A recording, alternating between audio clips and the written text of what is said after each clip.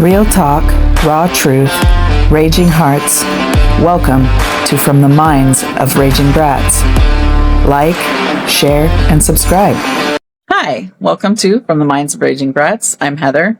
Today we're going to be diving into something that's pretty heavy and definitely trigger possible. So trigger warning.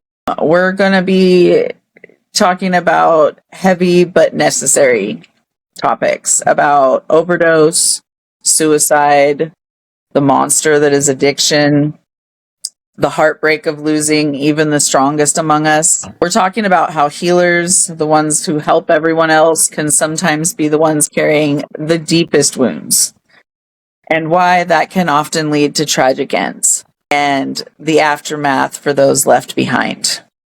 Yeah.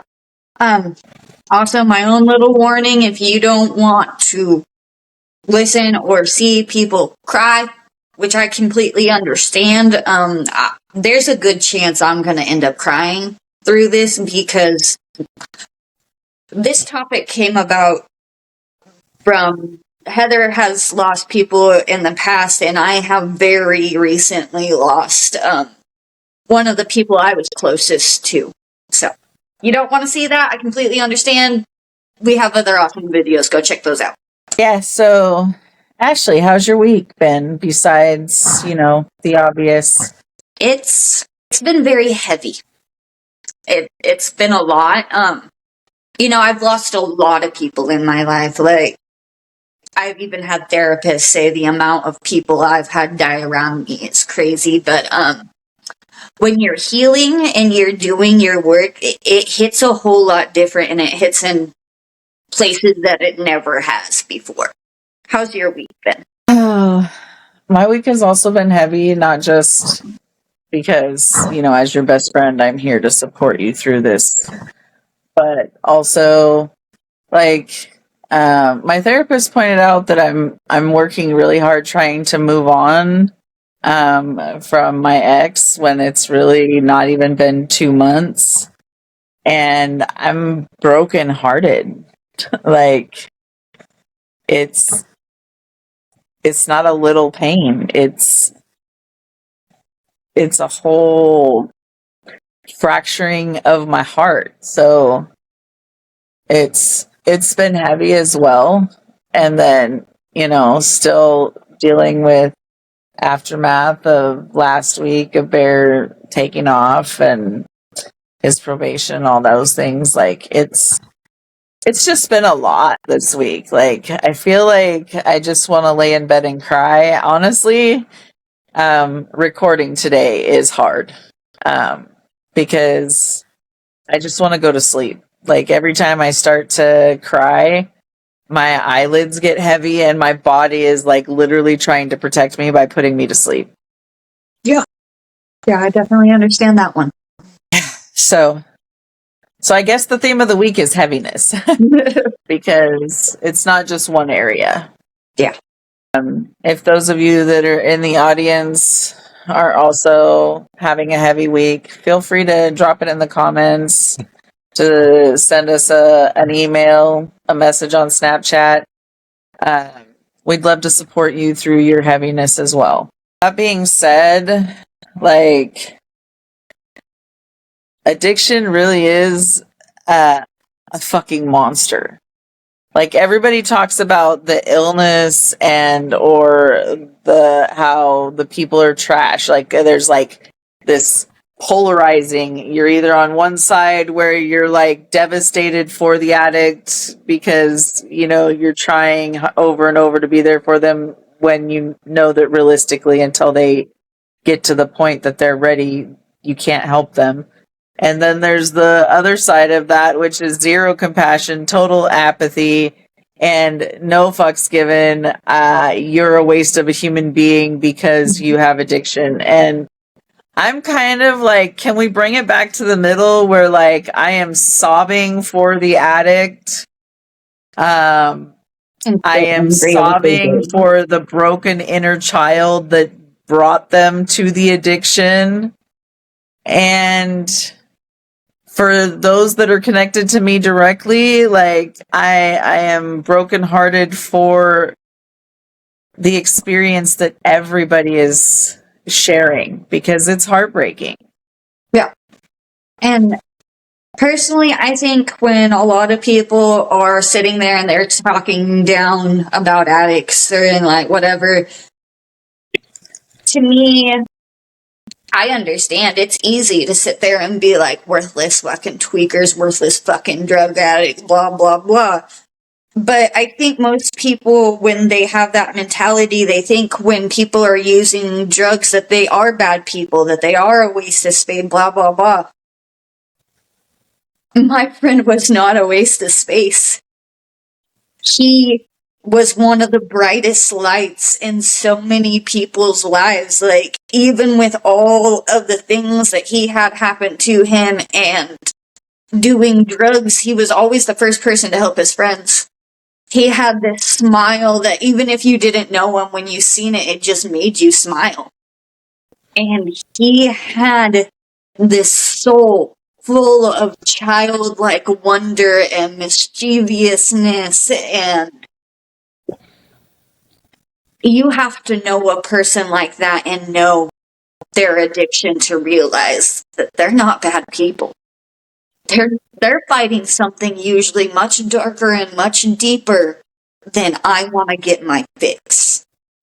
Because mental health and addiction are something that usually go hand in hand. You usually cannot have one without the other. Not always, but usually. Well, addiction is a mental illness. Like, yes, it has physical consequences and it manifests in a physical way. But, you know, so do other mental illnesses like tics and things that are brought on and, you know, also manifest in physical ways. It's just a different form of manifestation of the illness. And sometimes if you haven't experienced addiction, it's hard to understand at all. And I do understand that because, you know, as a person that has sometimes held a really hard standpoint on something until I've experienced it myself, and then I was literally humbled. Yeah. I understand that when you don't know an experience, it's like saying like, I would do XYZ if my child passed away. You have no idea what you would do until it happens to you. And then when you do, you are blown away by how you respond because it's nothing like anything you could ever imagine. It's never the way you imagine it. Oh yeah. Like, for me, like, I had always said if something very specific happened to my kid, I would kill the motherfucker. And it's easy to say that. Right up until you realize you're going to prison. If you do it, you're never going to see your kid. Like, are they going to be able to heal? Are you going to be able to make sure they're okay? Because once you're gone, who's protecting them? Really? And the chances of you getting away with it are very slim in today's day and age. Like, it until you go through it, you never know how you're actually going to react. And it's the same with addiction. It's the same with mental health crises. Like, and I think it's important to realize, like, a lot of people, it's not like they went through their whole life knowing that they had these mental problems. Like, a lot of it formulates with trauma, with time, with age, like, and so yeah, they were a happy kid, but that doesn't mean that 20, 30 something years old that they don't have a mental breakdown or their mental health becomes so overwhelming that they would do anything to escape it, even the one thing they said they would never do. Well, and so many people think that addiction and suicide are just escapes. And while that may be a truth, it's also a truth that they are for the person an empowerment. Like, I am getting to make this choice. All the fucked up shit that happened in my life, I didn't get to make the choice about that. But Yeah. this, I get to make the choice. Um, Using this drug, I get to make the choice. Choosing to take my life, I get to make that choice. And it's really invalidating for those people when you act like it's just a selfish act. And don't get me wrong, it is, because there's so much wreckage that's left behind. Yes. But the person is not coming at it from the angle of selfishness. They're coming at it from the angle of finally Yeah. And finally being free of the pain. And a lot of times when people really get to the point of they've got a plan, they know what they're gonna do, like whatever, they actually think they are doing a service to other people a lot of the time. They think other people's lives will be easier. They think that now they won't have bills because of me. I won't be a burden. They won't have to worry. Yeah, it'll hurt them for a little bit that I'm gone. But now they know and they don't have to worry anymore. In case any of you are out there thinking these thoughts, it doesn't help your people. This pain, while it is still fresh, it's not going to go away.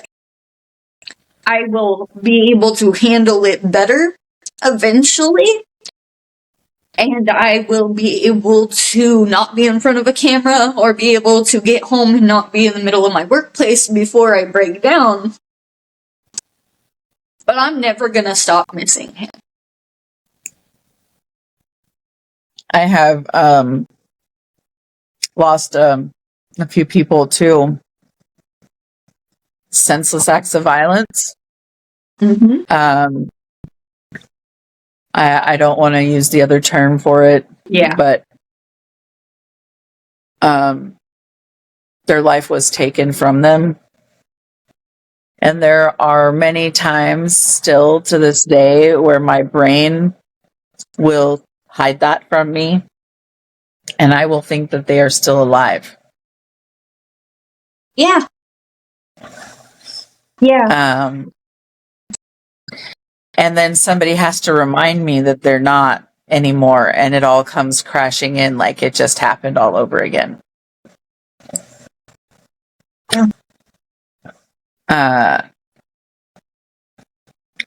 Suicide and addiction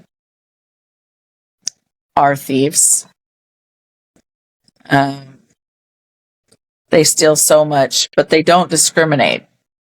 You can be perfectly happy. In fact, we talked about this recently, that oftentimes that is the most dangerous time, especially if you're somebody that is what I will call, because it's what I talk about for my own self, is love starved. Like, you've been abused and neglected throughout your life and given conditional love, and people will point the finger and say that's not true, and but the reality is it is true. It's lived proof, because here I am with the mental illness that proves it. So, like, being love starved like that for me, when things are going well, can be the most dangerous catalyst, because if I am alone at all in that happiness, suddenly the world gets real small, and I don't want to be here anymore, because I know that something's going to happen to take that away, and I just want to be gone now while it's good. Yeah. Or there's like moments like I was telling you the other day. I was like, I have not wanted to use certain substances in a very, very long time. But in losing my friend, I did consider going and relapsing, and it wasn't even because I wanted to be high. It's because I wanted to remember what it felt like to have my friend with me, and unfortunately that was something we did together. And those are those sneaky moments. No, I don't want to get high, but I want to feel how I felt to have my friend. That is those moments when drugs will all of a sudden be like, hey, you thought you were done with me? And luckily I didn't use, and I have the control that I have now, and I have the steps and the help and the support. But not everybody does. Those moments are hard. Yeah. And sometimes they come when you're sitting alone in a room by yourself. And sometimes they hit you in the middle of a packed gymnasium where you're surrounded by 100,000 people and can't do anything to get out of the situation. And you can't breathe. Yeah. And So it shows you that you're human. You still have these urges, because the shitty part about doing drugs, especially getting addicted to drugs, because there is a difference between doing drugs and being addicted to drugs. Most people will end up addicted to drugs by using them, but not everybody. The shitty part is it really can affect anybody. Rich, poor, depressed, having the time of your life, just wanting to party, like anybody. It does not, like you said, it does not discriminate, and it does not give a fuck about your life. yeah. And then, a hidden truth that so many don't want to talk about is that oftentimes suicide and addiction collide. And people often think that they are accidental overdoses when in reality, the person was just too tired to go on and too cowardly to go out any other way. Because sometimes the idea of suffering more pain to end it is more excruciating than the idea of ending it. And so do they take the cowardly way out by just taking a little bit more than necessary and not feeling the end? Sometimes that is the raw truth that people don't want to hear. But again, it's more about empowerment. It's more about them having the final say to their end of their story. Yeah. Yeah. And that is heartbreaking for those of us that are left behind. But it also is a little bit of a consolation too, because at least for me, because I get to know that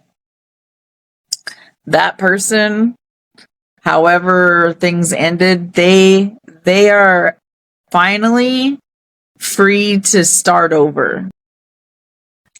Like, as spirit, as reincarnation, as whatever the hell you believe the other side is, they are finally free of the misery that brought them to that point.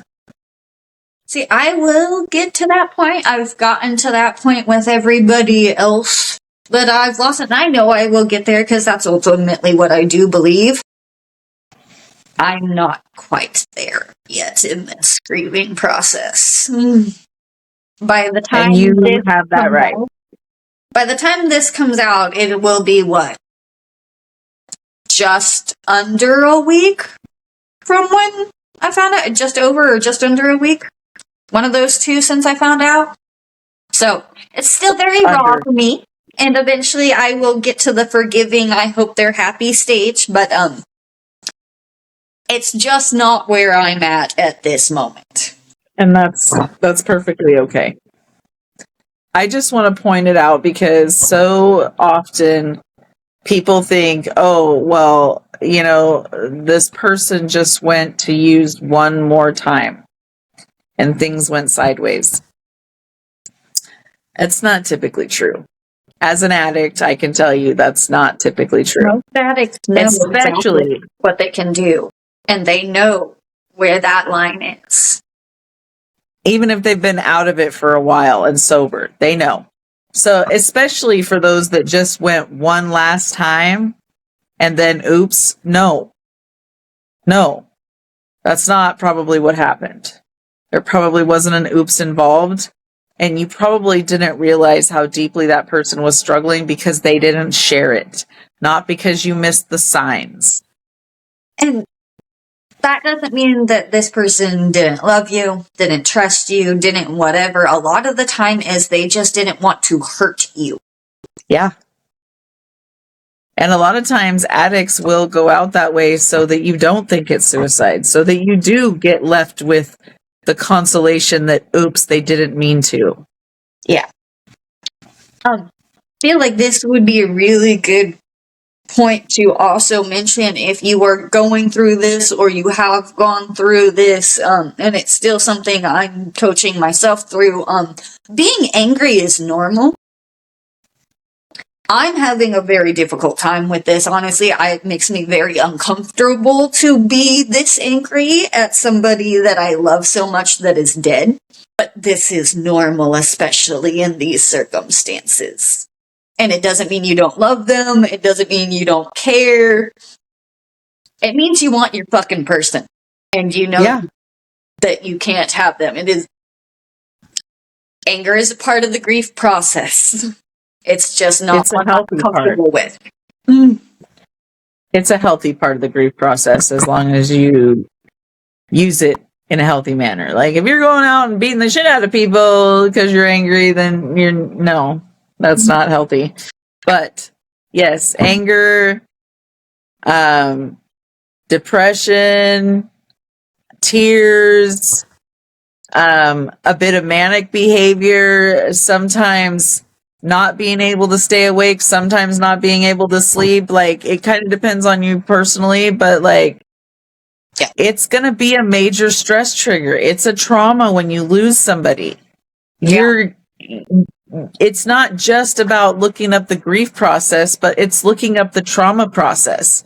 If you want to find out how to heal through that, because you're never going to get over losing somebody, but you can heal through the process and integrate that loss into you as a part of you rather than this like festering wound that is eating at you instead of this memorial that you're honoring. Exactly. And if you're like me and you're an addict and you're in recovery, please do not let somebody's relapse or death be the reason that pushes you back into that, because I guarantee that person would hate to know that they just pushed you into what took them. My drug of choice for years was meth. Yeah. That's my preferred drug of choice. If I ever say I'm going to go use meth one more time and head out to get it, I promise you it isn't going to be an oops. I didn't lose my battle with addiction. I lost my battle with depression. And more often than not, that's actually what it is. And then you add into the fact that so many people are healers out here that don't know they're healers, or they've been trained by religion to not accept that part of who they are. And so they don't shield themselves. They don't have the tools to protect themselves.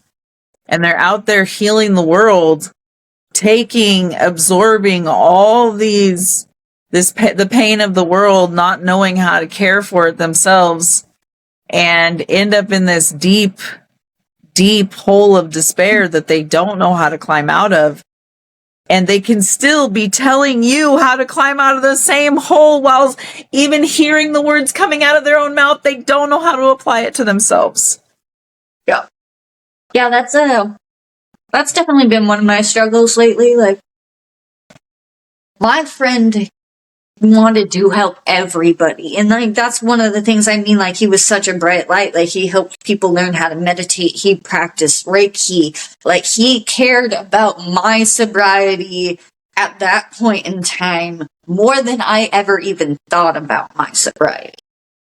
He helped get me sober when I was at my lowest. And I understand it logically, and I've researched and I've gone to shrinks and I've done all the things. Like, logically, I understand he wanted to heal somebody because he could not heal himself, and that actually fueled his addiction. But my illogical, in pain, in lost brain goes, why the fuck couldn't you just care? about your own shit as much as you did everybody else's, but that is a healer's role, usually. They are going through so much and they hurt so much, they would do anything to take it away from other people. Yeah. And it's why oftentimes when healers start to heal, we isolate. We stop interacting with the world at large and start interacting with discernment, and only with specific people at certain times when we have the bandwidth to do so. I have honestly had a lot of guilt the last couple of years because I don't volunteer myself to help just anybody and everybody. And sometimes, I used to be the person that would do anything for anybody, any homeless person that I saw panhandling, anything. And now I don't. And my kid is like, and some of the people that have known me in my life are like, you're getting cold the older you get and the more you're healing. You're getting, and I don't feel like I'm getting cold. I feel like I'm learning where to expend energy. And when it's people that aren't my people, that aren't in my circle, if it's not out of my way, then fine.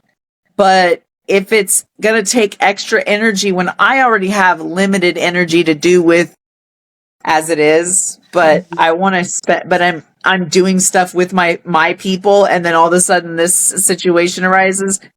It isn't that I'm not compassionate. It isn't that I'm not sending love their way and wishing them the best and that they find what they need. But also, I'm not going to expend that energy in going off on my path to do more for them when I know that what that's going to cost me in the end. Oh, yeah. That is definitely one of the reasons I am very selective about who my people is. And you seen this a week ago, when I decide you're my people, that means you're my people. I will come play Captain Save-A-Ho in the middle of the fucking night. I don't care. I will protect you. I got you. But I know what it is to give that energy to everybody, and it will be the thing that kills me if I allow it. And so I have to be very careful about who's around me, because if I love you, I love you. And that means I'll do anything for you. Mm-hmm. Yep, I'm the same way. But I've been a healer since I was a kid, and a lot of years I think that I struggled as an adolescent and teenager with so much self-harm and attempted unalivings because I was absorbing so much from other people, and I didn't know how to protect myself, and I didn't know that that's what was happening. Nobody told me. Oh, yeah. They were just, oh, you have healing hands, come heal me. You have healing hands, come heal me. Not realizing the toll that was taking on the small child. Yeah. See, for me, I was actually raised with somebody that was a healer. My mom was very much that person that anything for anybody at any fucking time, no matter what it cost her. And it drained her, and I had to see that and in turn help take care of my mom's emotional needs to a point, because she gave everything to everybody all the time. And in turn, as an adult, did the same thing. Yes, and that's one of those things we recently talked about. I was like, that wasn't healthy to see. And she was like, yeah, looking at you, I can tell that now. Because even my mom has been like, you cannot save everybody. Not everybody deserves you being who you are, because in all reality, I'll go to war for my people. I'll go to war with full-grown men that want to beat the fuck out of me. I do not care if you're my person. I just can't do that for everybody. And my mom's told me since I was young, you don't like how I am when I do this, but you're starting to do it. Well, and worse for self-aware people. Like when people are like, but you should have known better because you XYZ, and you're in your head, you're like, wish you knew that I've told myself that 8 million times already today alone. And now I'm going to have more guilt and more shame because now you've said it aloud as well. And now my mind is going to take that spiral and dance with it for a long time because I should know better. I should know better. But how do I not know better? Why am I still here? And then it's a cycle in your brain. And by then, if you didn't have mental illness, you do. Yeah. Yeah. And I'm going to tell our audience members that if maybe you've never been addicted to anything, maybe you've never even known an addict. Shame is an addict's bread and butter. Everything. When they're using, they feel ashamed. When they get better, they feel ashamed that they did it. When they think about doing it again after they get clean, they feel shame. If they relapse, oh my God, the shame in that and how much secrecy they feel they have to have, even in their own struggles, makes it, for most people, damn near impossible to reach out. Well, and the people the thing that most people don't realize is that those that are reaching out don't truly want to die. Like, that's why their brain is reaching out. That's the survival mechanism. Yeah. Those that are truly at that last step aren't reaching out. In fact, even if you are reaching out to them, they're telling you everything's fine and getting off the phone or sending you on your way. Yeah. Yeah, I think B, it was like 2 or 3 years ago, I called him and I was like, I just want to fucking die. And he was like, you're telling me so you don't. I'll be there soon. He is like, it's when I don't hear from you for days. That's when I start to worry. If you're telling me you want to die, that there's some part of you that doesn't. Yep. Thank God for B, man. Then the flip side of that is the survivor's guilt. Could I have stopped it? Was it an accident? Did I miss the signs? And the reality is, no, to all of that. Yeah. No, you couldn't have stopped it. No, you didn't miss the signs. No, you weren't not there for them. Yeah, and that's a hard one. And it's especially hard, like, if you knew they were struggling, you just couldn't be there at the end, or if you're like me and you're like, but I have saved them before. You did Narcan them, you did pull them out of the fire, you did whatever you did in the past to save them, and then you couldn't at the end. It's incredibly hard. But it is not your fault. If somebody wants to go and do this, they will find a way. No matter whether you're watching them every second of the day or you haven't talked to them and you don't know how long. They're gonna do what they want, unfortunately, if the pain is deep enough. And let's not leave out the fact that if you've lost somebody to suicide or overdose, and you have other people that were close with them as well that you know suffer from mental illness, right now is the time to be reaching out.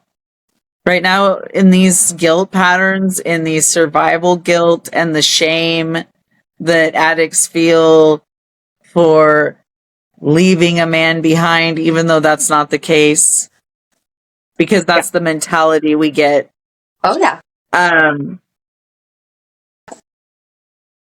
Connect with each other. Right now is when you need each other most. You're not at fault for being alive and for choosing to battle your addiction and get free. You're not at fault for that, and that person didn't blame you for it. In fact, they were proud of you. Remember that when it hurts. But continue to reach out to your other circle members that were connected, because they're also in a danger spot right now. Yeah. Yeah. I can say, like, that is definitely one of the differences, now compared to other people I've lost from the same exact thing. It used to be I would never reach out if I felt like this. Nobody was going to ever know I was going through pain from losing somebody. Like, I was probably going to go get high. And nobody was going to know. And that would build on my guilt. This is probably the first person I've lost to this that I immediately, like, called. I didn't call you because you were asleep, but I called my people in my circle and I was like, I need help. It's gonna be a bad motherfucking day for me. Like, can y'all check on me and make sure I'm still at work and I'm good? Like, because I might not be. And it made a tremendous amount of difference. I'm still my version of sober. I did not go off and do my old drugs of choice. I'm like what some people call California sober, and that's good enough for me. I'm happy with that. I didn't relapse. Yeah. And that's something to be proud of, even though it hurts. It does. And that is, again, you might end up feeling guilty for all sorts of things when your people pass, and it's odd to me, but yeah, there's been a little bit that I do feel guilty for being sober at my weakest moments. Like, I'm happy I am not doing what I used to do. But again, addiction rewires your brain, man, and when you're going through some shit, it's easy to be like, well, I know one thing that makes it better. But it doesn't. It's just a trick. Well, and no judgment if you're really not at a point where you're ready for this yet, and that's anybody. I'm not just saying you, but like, realistically, we have to stop holding all of our grief into ourselves and start just feeling it when it hits us, and being real with people and looking at them and just being like, I lost somebody, or, today my mental health is not great and this is what it is, but I'm still getting my responsibilities done. Why am I in a grocery store sobbing hysterically? Because I still have to grocery shop and feed my kids today, even though I'm having a mental breakdown. So please stop staring at me, and instead, maybe, I don't know, ask if there's anything you can do to help. And if there's not, move out of my way. I know, like, if this would have happened 5 years ago, there's a good chance nobody would know other than the people that, like, I wouldn't have told anybody what was happening. I would have gotten through my entire work day. Nobody would have known something was wrong until I came home and either I got high or I got drunk, and I made myself a problem for other people, basically. I'm at a different point in my healing. Like, I literally collapsed at work and started screaming. For the audience, like, this dude was a very, very important person to me. He helped shape who I am now. But as much as I hated that, and I hated the fact that I was at work and I could not control that, it's better I go through it and I let people know that I'm not okay, and I get to process and I get to hurt, and I will eventually get better than holding it all in until I became self-destructive. And I know it hurt, like hell, but like, you did reach out, and when I was awake and I got a hold of you and checked on you, you called me, and then later you called again. Like, that's important, and us being there for each other. And I don't just mean you and I, because we already do that, but the world at large, being there for each other with compassion instead of judgment. You don't have to understand what someone's grief process is or looks like. You just have to understand that they are going through mental illness or grief or whatever, and all they need is for you to sit with them while they go through it. Not to fix it, not to change it, not to help it, just to witness it. Oh yeah. Like, I will definitely say that you have been so much of a help for me through this. Like, the other day when I called and I'm like, I'm mad, and you're like, okay, that's normal. I was like, no, dead. Like, I can't be mad at a dead person. And you're like, That sounds like you're So, trying to deny your feelings. That doesn't sound healthy. Like, if you weren't a little bit mad in this situation, I'd actually be more worried. I was like, this feels wrong. No, like being able to talk through, because I'm not used to talking about my feeling, especially grief. Like, that helped tremendously for me to understand more of what my brain was trying to do to me.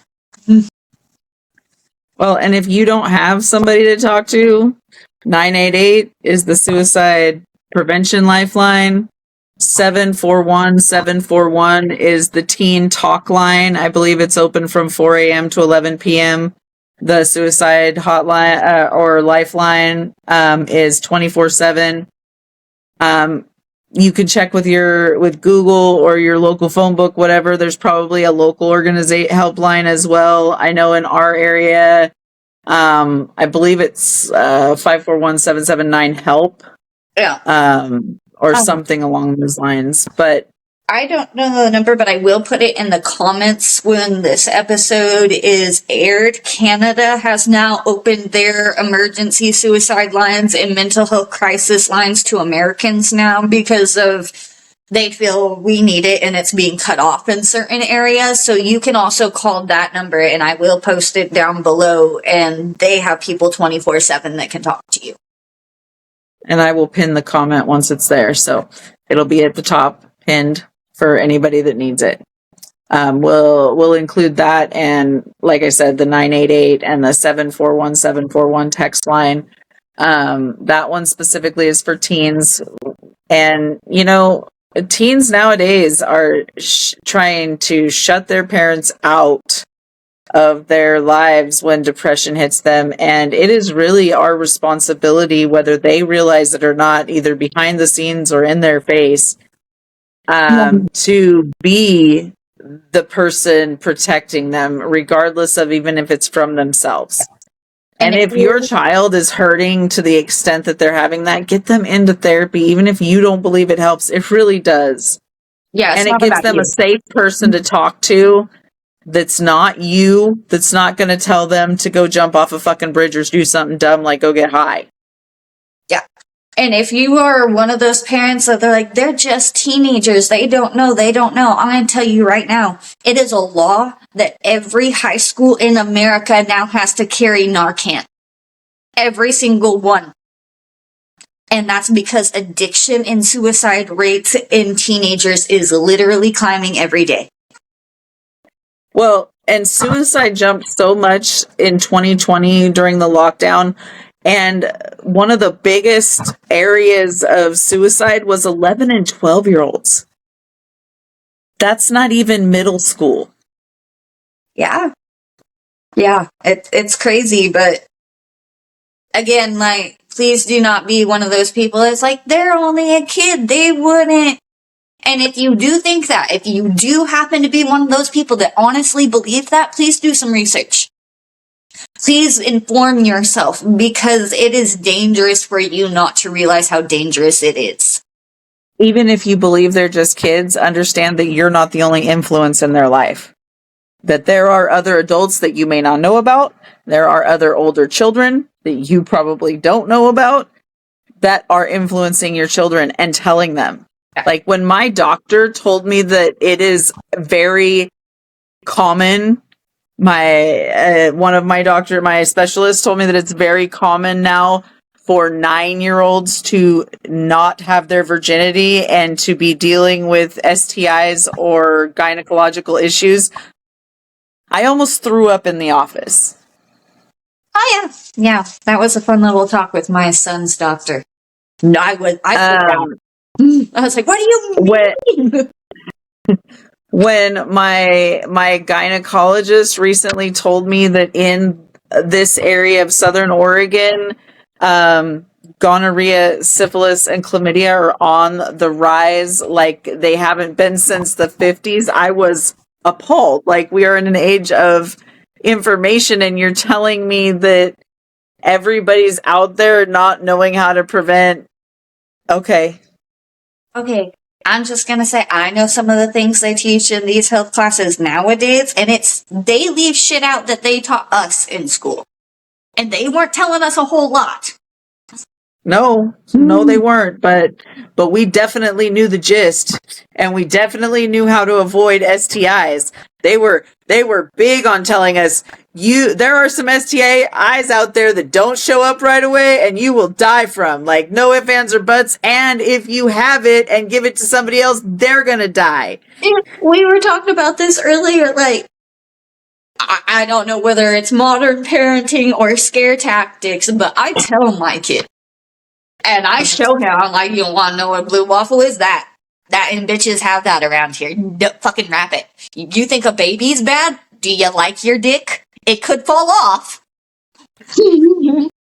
Poor kid. It's this bad. Crotch crickets, man. But the point is connecting in all aspects of life. It's connecting with other people without judgment, with compassion. You don't have to connect with every single person. If somebody's not your bread and butter and they're not your cup of tea, you can politely say, you're not my cup of tea, and move on. Or even not so politely. There's no rule that says you have to be polite. I prefer politeness, because why be a douche if you don't have to be? Why spread bitterness? And like, if you hear about something happening to somebody, like they overdosed, they committed unaliving of themselves, like anything like that, it is absolutely uncalled for you to say worthless fucking drug addict in a comment, or you say they deserve it. I don't care what your damn opinion is. They have friends, they have family, so a lot of them have kids, children. Shut the fuck up. Say it out loud where nobody else can hear you or whatever if you need to get it out, but do not make the mother, the friend, the daughter read that shit when they are already not doing well. Have compassion. Addiction and suicide are not more moral failings. They are signs of unbearable pain. We need to start offering more hopeful notes. Healing happens in community, even for healers. Like, we can't do it alone. As humans, babies die without connection when they're first born. If they don't get human touch, there's a reason for that. Because as humans, even the avoidance and the antisocials need connection. Mm-hmm. Without connection, our body withers, our mind withers, our spirit withers.